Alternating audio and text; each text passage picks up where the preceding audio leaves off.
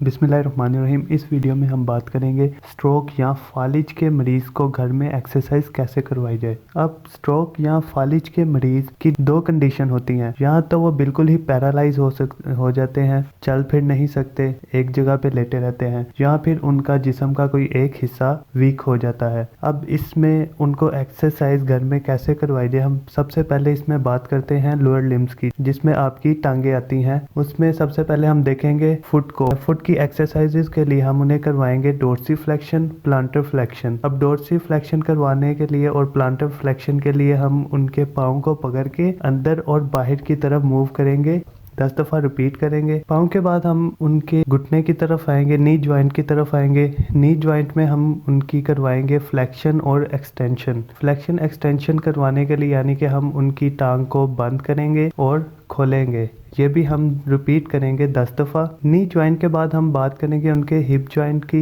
Hip joint में भी हम उनके ज्वाइंट की फ्लेक्शन एक्सटेंशन करवाएंगे और रिपीट करेंगे 10 दफ़ा। हिप की फ्लेक्शन एक्सटेंशन के बाद बात करेंगे हिप ज्वाइंट की एडक्शन एबडक्शन की। इस मूवमेंट में हम उनकी टांग को बाहर की तरफ और अंदर की तरफ लेके जाएंगे 10 दफ़ा। टांगों की एक्सरसाइज के बाद हम बात करेंगे अपर लिम्स की, यानी कि आपके बाजू की, हाथ की। अपर लिम्ब में सबसे पहले हम हाथ की बात करें तो हम उनकी हाथ की यानी कि रिस्ट की कलाई की एक्सरसाइज करवाएंगे, जिसमें हम करेंगे फ्लेक्शन एक्सटेंशन। रिस्ट की फ्लेक्शन एक्सटेंशन करवाएंगे 10 दफ़ा। उसके बाद हम बात करेंगे शोल्डर ज्वाइंट की। शोल्डर ज्वाइंट को भी हम करवाएंगे फ्लेक्शन एक्सटेंशन 10 दफ़ा। उसके बाद इसी शोल्डर ज्वाइंट की हम मूवमेंट करवाएंगे एबडक्शन एडक्शन, यानी कि उनका बाजू बाहर की तरफ लेके जाएंगे और अंदर की तरफ लेके जाएंगे। इसको भी आप रिपीट करेंगे 10 दफ़ा। अब इन पेशेंट को एक्सरसाइज करवाने का तरीका ये है कि जब आप उनकी बॉडी मूव कर रहे होंगे तो आपने उनको साथ साथ ये भी कहते रहना है कि जैसे हम आपको मूवमेंट करवा रहे हैं, आपने भी वैसे ही अपने बाजू को, टांग को हमारे साथ साथ मूव करना है, क्योंकि जितनी विल पावर पेशेंट में होगी उतनी जल्दी पेशेंट अपनी डेली वर्क में वापस आएगा, उसमें एबिलिटी आएगी कि वो बाकी एक्सरसाइज बाद में खुद परफॉर्म कर सके।